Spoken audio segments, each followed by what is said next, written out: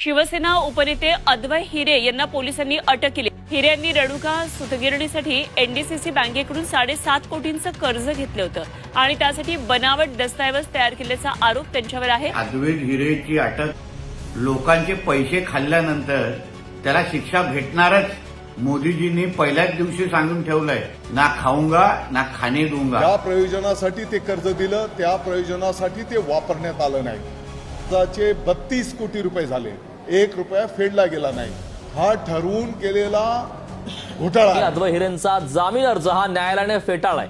सूतगिरणी फसवणूक प्रकरणात हिरेंना न्यायालयीन कोठडी। शिवसेना उद्धव बाळासाहेब ठाकरे पक्षाचे उपनेते आणि मालेगाव बाजार समितीचे सभापती अद्वै हिरे यांचे संचालक पद हे रद्द करण्यात आलंय। त्यामुळे राजकीय वर्तुळात एकच खळबळ उडाली आहे। सुरूच आहे आणि आता आणखीन एक गुन्हा त्यांच्यावरती दाखल झालेला आहे। महात्मा गांधी विद्या मंदिर आणि आदिवासी सेवा समिती या संस्थेच्या अनुदानाचा गैरवापर करून सरकारी रकमेचा आर्थिक अपहार केल्याचा आरोप त्यांच्यावरती आहे।